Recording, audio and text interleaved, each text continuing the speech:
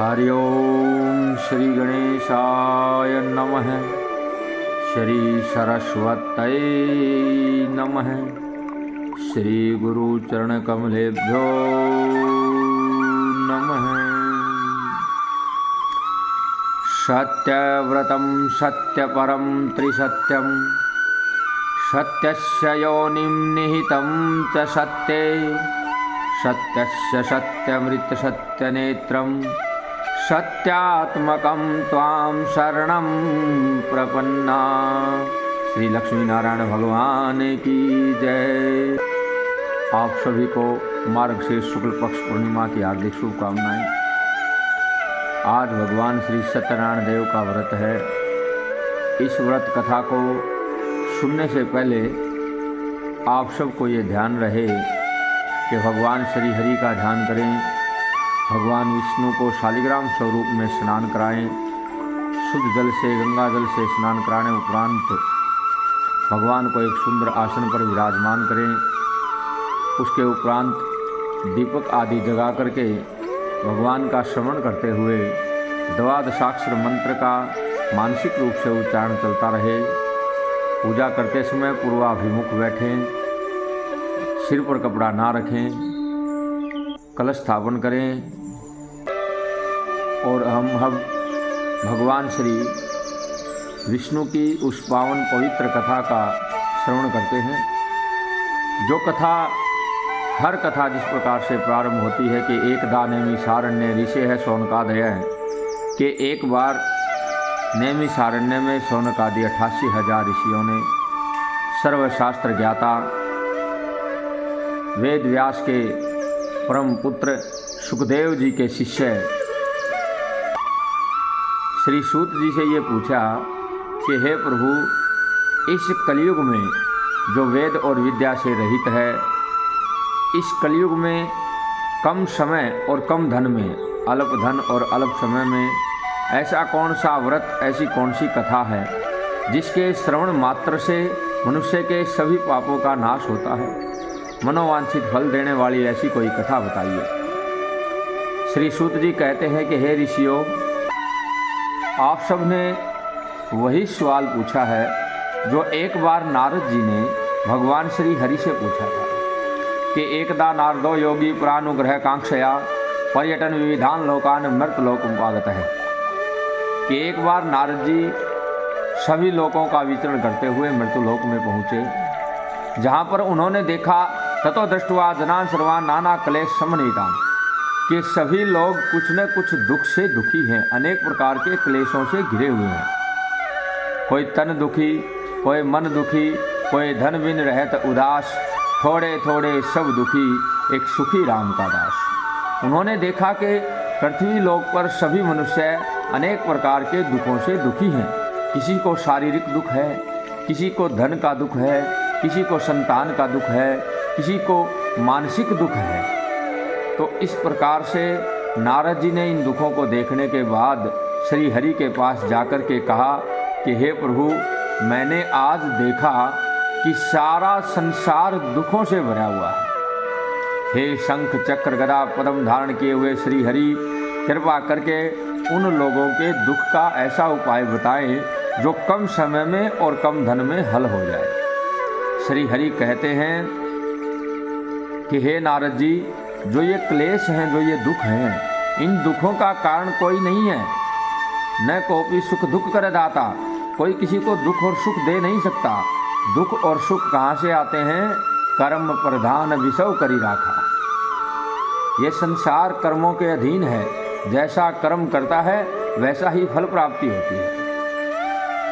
तुलसीदास बाबा ने भी कहा है कि वंदे कर्म देख के करना, कर्मों की बुरी मार है। कोई कर्म किए राजा दशरथ ने, जन्मे पुत्र 4 हैं, वो भी पानी पिला ना सके, जिसके घर में राम अवतार हैं। बंदे कर्म देख के करना, कर्मों की बुरी मार है। कोई कर्म किए थे पांडवों ने, छोड़ने पड़े घर बार हैं, और वो भी सुख से रह ना सके, जिसके संग में कृष्ण मुरार है। श्री हरि कहते हैं, हे नारद, इस संसार में आने के बाद जीव जैसा कर्म करता है वैसे ही फल की प्राप्ति होती है। ये साधु महात्माओं ने जो विचार करके बताया है कि इस संसार में दुख के मुख्यतया जो कारण हैं, उन कारणों में एक इच्छा भी है, लेकिन मुख्य जो कारण हैं उन कारणों में 4 मुख्य कारण महात्माओं ने, ऋषियों ने बताए हैं। पहला जो कारण है वो हमारा सबसे पहला जो कारण है वो है कि धर्म के जो 7 स्तंभ हैं, उन 7 स्तंभों में पहला जो गाय है, उस गाय के ऊपर संकट है। उस गाय को आज हमने आवारा पशुओं की तरह छोड़ दिया, जिसके श्राप के कारण आज संसार में दुख है। और दूसरा जो कारण है वो संगति है, सलाहकार है। हमने 24 घंटे में से 5 मिनट भी अपने माँ बाप को संगत यानी कि सलाह के स्वरूप में देना बंद कर दिया। इतने व्यस्त हम आज के आधुनिक जीवन में हैं कि हमें 5 मिनट भी अपने माँ बाप के लिए नहीं है। हमने हमारे धर्मानुसार जो अतिथि देवो भव होता है, हमने उस अतिथि देवो भव का अर्थ बदल दिया। अतिथि देवो भव की जगह हम घर पर लिखने लगे कुत्तों से सावधान। ये चीज़ें हमने स्वयं बदली हैं। और चौथा जो था हमारा खान पान में जो बदलाव है, हमने शाकाहार छोड़ करके मांसाहार की तरफ प्रस्थान कर लिया। अब ये 4 जो कारण बताए हैं ऋषियों ने, इन 4 कारणों के साइड इफेक्ट क्या है, इन 4 कारणों का मुख्यतया रूप से हमारे जीवन पर प्रभाव क्या पड़ा। हमने सर्वप्रथम गाय को घर से निकाल करके कुत्ते को अंदर लेकर के आए, जिस कारण से हमारे बच्चों की संगति पर असर पड़ा, क्योंकि स्वभाव का मानव जीवन पर बहुत फर्क पड़ता है। गाय का स्वभाव मिलनसार है, गाय की संगति मिलनसार है, सद्भावना है, प्रेम है।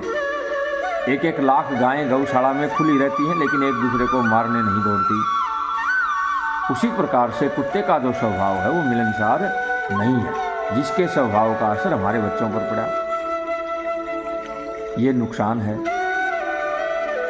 दूसरा जो था कि हम सलाहकार बदला। हम अपने घर को चलाने के लिए बाहर वालों की सलाह लेने लगे। माँ बाप को समय देना बंद कर दिया, माँ बाप के साथ बैठना बंद कर दिया। जब भी 5-7 आदमी घर के मेंबर्स बैठेंगे तो वो सबके हाथ में मोबाइल होंगे, आपस में बातचीत ना करेंगे, किसी विषय पर चर्चा ना करेंगे, तो हमें सलाह कहाँ से मिलेगी। तीसरा जो कारण है अतिथि देवो भव है, हम रिश्तेदारियों से कट ऑफ हो गए। उसका कारण क्या रहा? उसका कारण ये रहा कि हमें जो लगाव, हमें जो प्रेम हमारे रिश्तेदारों से होता था, अतिथि से होता था, वो लगाव खत्म हुआ, स्वार्थ की जिंदगी हुई।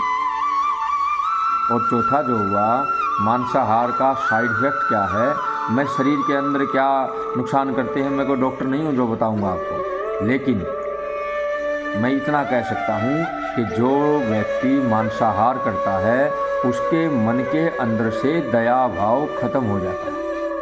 आज बेटा माँ बाप को मार देता है, भाई भाई को मार देता है, तो ये उसका साइड इफेक्ट है। इसीलिए कर्मों में सुधार करो। सुख और दुख, अगर आप अच्छे कर्म करेंगे तो परमात्मा को आपको सुख देना पड़ेगा। तो इस प्रकार से श्री हरि कहते हैं, हे नारद, संसार में सुख और दुखों का जो प्रभाव है वो अपने कर्मों से पड़ता है। लेकिन उसके उपरांत भी आपने मनुष्यों की भलाई के लिए बहुत अच्छी बात पूछी है कि कम समय और कम धन में ऐसी कौन सी कथा है जिसके करने से मनुष्य को सुख की प्राप्ति हो। वो है श्री सत्यनारायण भगवान की कथा। श्री सत्यनारायण भगवान की कथा यानी कि सत्यनारायण भगवान का व्रत, उनका नाम संकीर्तन। अब हम कथा करते हैं, कथा का अर्थ क्या है? कथा का अर्थ वो दृष्टांत नहीं है जो इस पुस्तक में दिए गए हैं कि उन्होंने किया तो ऐसा हुआ, उन्होंने किया, ये तो दृष्टांत हैं। भगवान श्री सत्यनारायण की कथा जो है वो ये है कि द्वादशाक्षर मंत्र का उच्चारण हो, भगवान का नाम संकीर्तन हो, सभी प्रकार के व्यसनों से दूर रहा जाए, श्री हरि का नाम लेते रहें पूरा दिन, वो कथा है। अब जब ऐसा करते हैं तो श्री नारद जी कहते हैं कि प्रभु आपका नाम लेने से, श्री सत्यनारायण भगवान का नाम लेने से, उनके नाम के संकीर्तन करने से किसी का भला हुआ है? श्री हरि कहते हैं, हे नारद, मुझे पता है कि दृष्टांत हर जीव को जरूर चाहिए कि रमणीय सुंदर काशी नगरी में एक अत्यंत निर्धन ब्राह्मण रहता था जो भिक्षावृत्ति से अपना गुजारा करता था। ब्राह्मणों से प्रेम करने वाले भगवान श्री हरि ने एक वृद्ध ब्राह्मण का रूप धारण किया और उस ब्राह्मण से जाकर के कहे कि हे विप्र, आप नित्य प्रति भिक्षा क्यों मांगते हैं। अब उस ब्राह्मण ने, भगवान जो वृद्ध ब्राह्मण के रूप में थे, उन्होंने कहा कि हे प्रभु, हे ब्राह्मण, मैं पेट गुजारे के लिए भिक्षा मांगता हूँ, लेकिन उपायम यदि जानासी कृपया कथय प्रभु, कि हे ब्राह्मण, हे वृद्ध ब्राह्मण, अगर आप इसका कोई उपाय जानते हैं कि जिससे मुझे भिक्षा ना मांगनी पड़े तो मुझे बताएं। वृद्ध ब्राह्मण के स्वरूप में आए श्री हरि ने उस ब्राह्मण से कहा कि हे ब्राह्मण, मैं आपको एक उत्तम व्रत बताता हूँ जिससे आपको भिक्षा नहीं मांगनी पड़ेगी। तस्य त्वं पूजनम विप्र कुरुषो व्रतम उत्तमम। मैं आपको एक ऐसा उत्तम व्रत बताऊंगा कि आप भगवान श्री सत्यनारायण का पूजन करें, उत्तम व्रत करें, जिससे आपको भिक्षा नहीं मांगनी पड़ेगी। इस प्रकार से उस व्रत की विधि भगवान ने उस ब्राह्मण को बताई। उसी प्रकार से उसने केले की फली लिए, चूर्ण, आटे का चूर्ण लिया, प्रसाद बनाया, भाई बंधुओं सहित पंचामृत आदि बना करके भगवान श्री शालिग्राम की पूजा करी और श्री सत्यनारायण भगवान का नाम संकीर्तन किया, वो कथा करी, जिसके करने से उस ब्राह्मण की निर्धनता दूर हुई, भिक्षावृत्ति छूट गई। और एक बार वह द्विज श्रेष्ठ भगवान श्री सत्यनारायण का पूजन करने लगा हुआ था। उसी समय एक लकड़हारा जो लकड़ियाँ बेच करके गुजारा करता था, जल पीने के लिए प्यास से पीड़ित होकर के उसके घर आया, लेकिन कथा बीच में न छोड़ने के कारण उस लकड़हारे ने वो कथा संपूर्ण सुनी, प्रसाद ग्रहण किया और विप्र से वार्ता करी कि हे पंडित जी, आप किन का पूजन कर रहे थे, इसके करने से क्या होता है। उस ब्राह्मण ने वो बातें बताई कि मैं भिक्षावृत्ति से गुजारा करता था, लेकिन भगवान श्री सत्यनारायण का पूजन करने से आज मैं भिक्षावृत्ति छोड़ चुका हूँ और मेरे पास अपार धन है। लकड़हारे ने सोचा कि आज लकड़ियाँ बेचने से जितना धन मिलेगा, उस धन से प्रसाद तैयार करके मैं भी आज भगवान का उत्तम व्रत करूँगा, उत्तम पूजा करूँगा। इस प्रकार से उस लकड़हारे ने वो लकड़ियाँ बेचने से जितना धन मिला, उस धन से केले का प्रसाद ले अपने घर गया। जाकर के बंधु बांधवों सहित भगवान श्री सत्यदेव का पूजन किया, भगवान की आरती, पूजा पाठ, कथा की और इसके प्रभाव से वो लकड़हारा इस लोक में सुख भोग करके अंत में वैकुंठ को प्राप्त हुआ। श्री सत्यनारायण भगवान की जय। अब श्री सूत जी कहते हैं कि हे ऋषियों, मैं तुम्हें एक कथा और सुनाता हूँ। उल्कामुख नाम का एक राजा था जो जितेंद्रिय था, अपनी प्रजा का पालन अपने पुत्र की भांति करता था। उसकी पत्नी भी शीलवान थी, गुणवान थी, लेकिन उनके घर संतान नहीं थी। संतान न होने के कारण एक बार उन्होंने ब्राह्मणों से भद्रशिला नदी के तट पर भगवान श्री सत्यदेव का पूजन प्रारंभ किया। उसी पूजन के दौरान वहाँ पर साधु नाम का एक वैश्य आया, जिन्होंने राजा से पूछा कि राजन, आप किन का पूजन कर रहे हैं, इस पूजन से क्या होगा। राजा ने कहा कि हे वैश्य, मैं संतान प्राप्ति के लिए भगवान श्री सत्यनारायण का पूजन करने गया हूँ और इस पूजन के प्रभाव से संतान प्राप्ति का संकल्प किया। साधु नामक वैश्य ने कहा, संतान मेरे घर भी नहीं है, तो हे विप्रो, अगर मुझे संतान हुई तो भगवान श्री सत्यदेव का पूजन मैं भी करूँगा। ऐसा संकल्प लेकर के साधु नामक वैश्य अपने घर गया। जाकर के अपनी पत्नी लीलावती से कहा कि लीलावती, आज मैंने राजा को भगवान श्री सत्यनारायण का व्रत करते, पूजा करते देखा, जहाँ पर मैंने भी संकल्प लिया कि अगर मेरे घर संतान होगी तो मैं भी भगवान श्री सत्यदेव का पूजन अवश्य करूँगा। ऐसा संकल्प लिया। भगवान सत्यदेव प्रसन्न हुए और लीलावती गर्भवती हुई। 10वें महीने एक बहुत सुंदर कन्या को जन्म दिया, जिसका नाम कलावती रखा गया। बेटी के जन्म पर लीलावती ने अपने पतिदेव से कहा कि पतिदेव, हमने जो भगवान श्री सत्यदेव के पूजन का संकल्प किया था, उस संकल्प को पूरा करने का समय आ चुका है। हमें वो व्रत करना चाहिए, हमें वो पूजन करना चाहिए।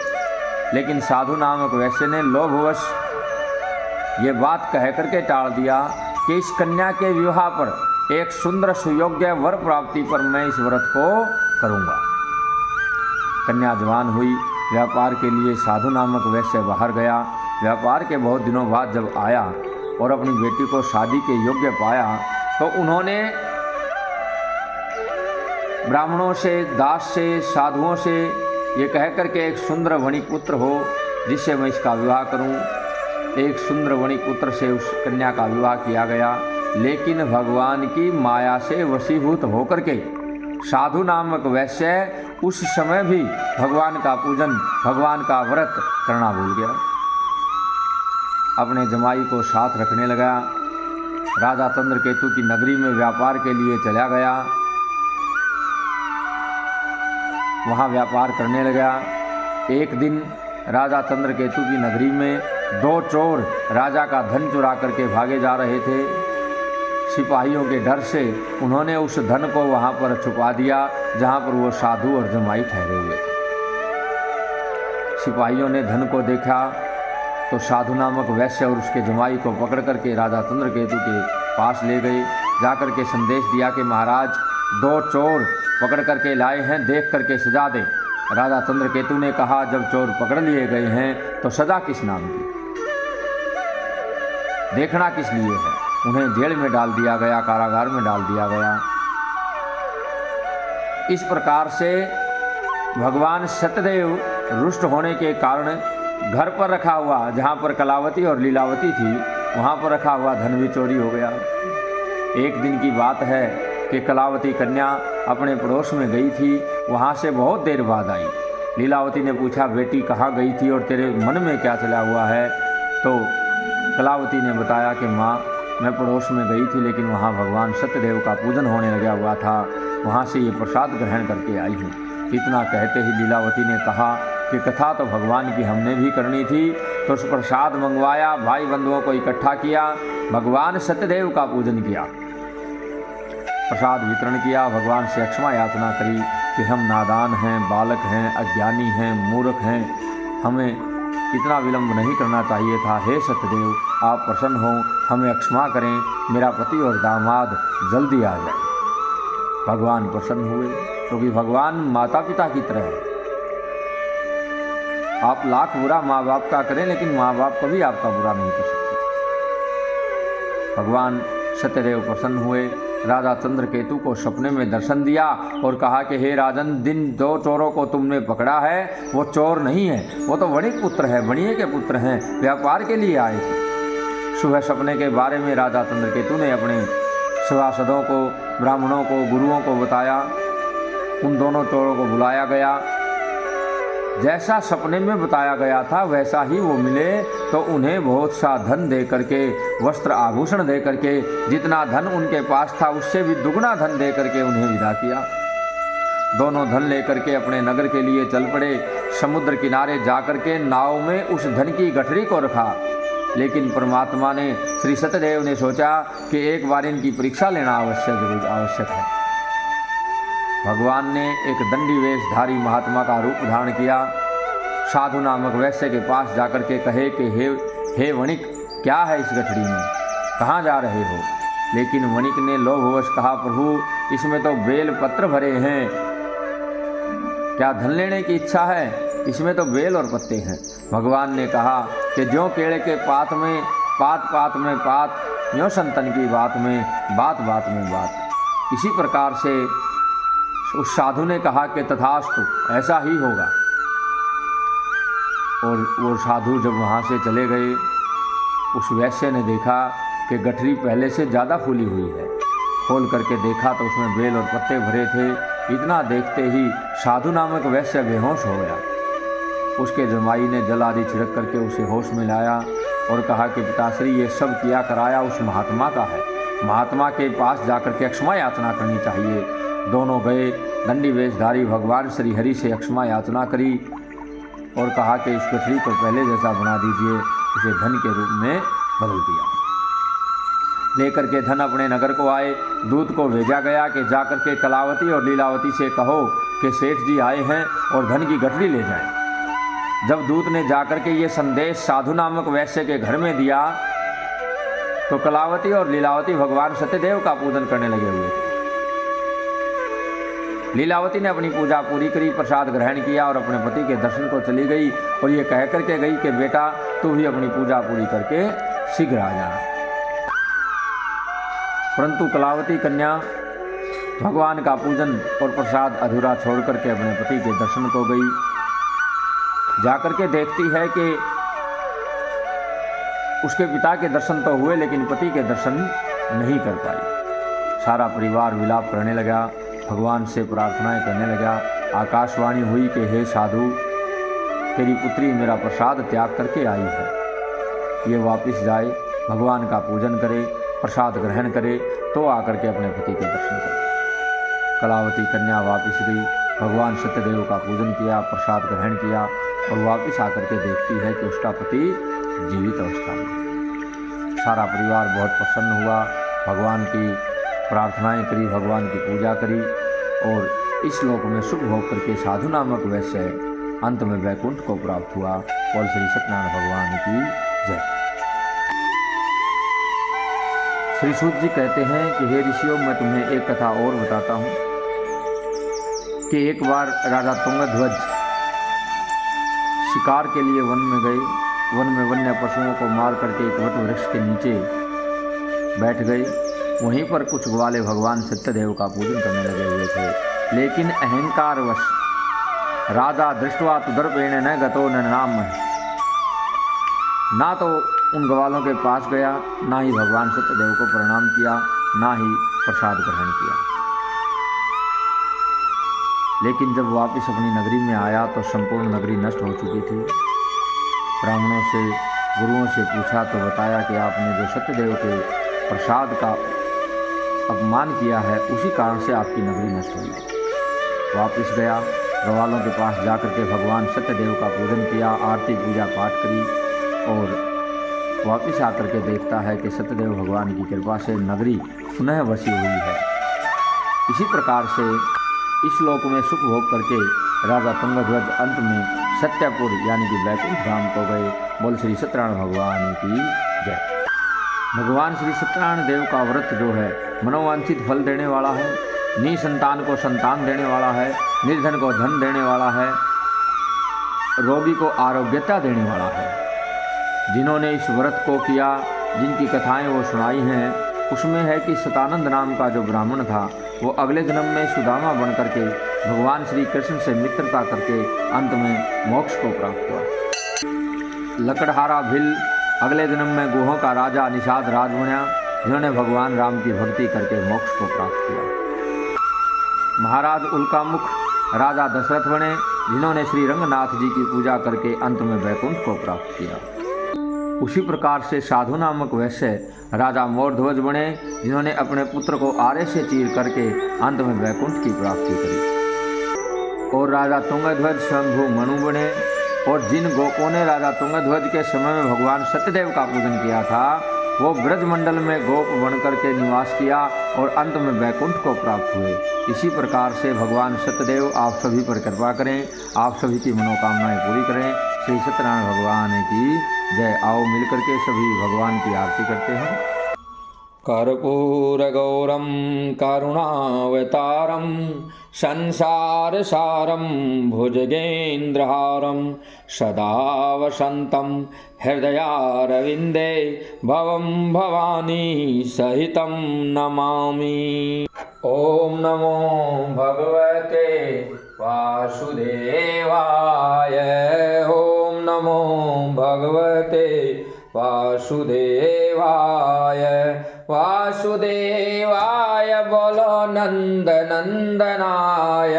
वासुदेवाय बोलो नंद नंदनाय।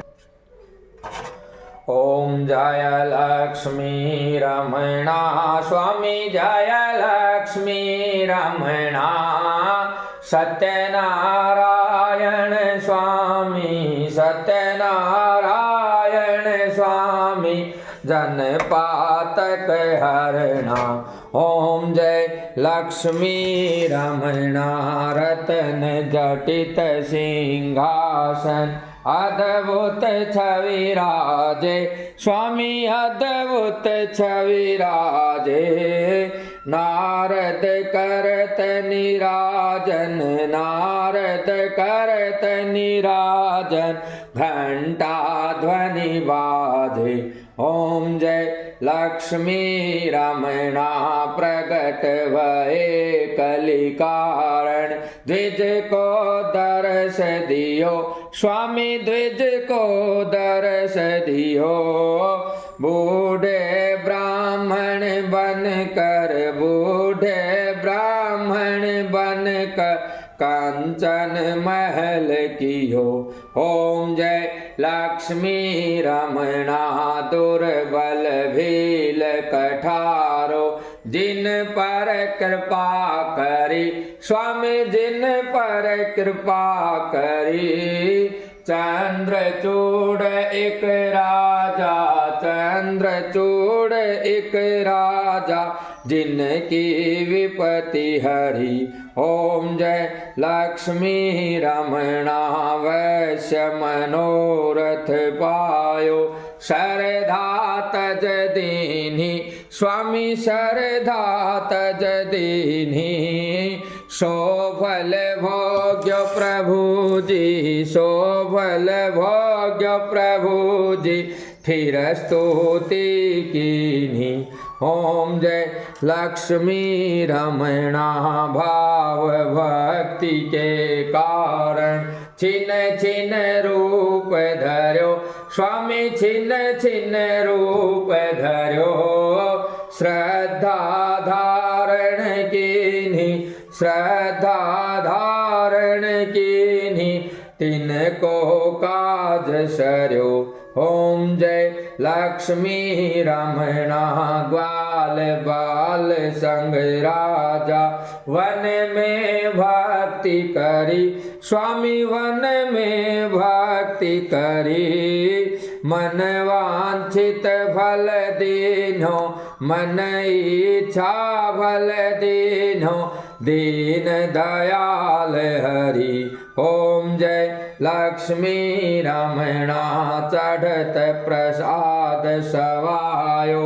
कदली फल मेवा स्वामी कदली फल मेवा। धूप दीप तुलसी से धूप दीप तुलसी से राजी सत्य देवा।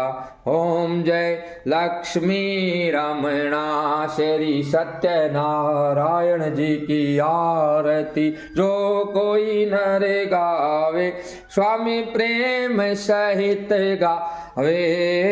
तन मन सुख संपत्ति तन मन सुख संपत्ति मन वांछित फल पावे। ओम जय लक्ष्मी रमणा ओम जय लक्ष्मी रमणा स्वामी जय लक्ष्मी रमणा। सत्यनारायण स्वामी सत्यनारायण स्वामी जन पातक हरणा। ओम जय लक्ष्मी रमणा। कर्पूरगौरं करुणावतारं संसारसारं भुजगेन्द्रहारं सदा वसन्तं हृदयारविन्दे भवं भवानी सहितं नमामि। त्वमेव माता च पिता त्वमेव बन्धुश्च सखा त्वमेव विद्या द्रविणं त्वमेव सर्वं मम देव देव। बोल श्री सत्यनारायण भगवान की जय।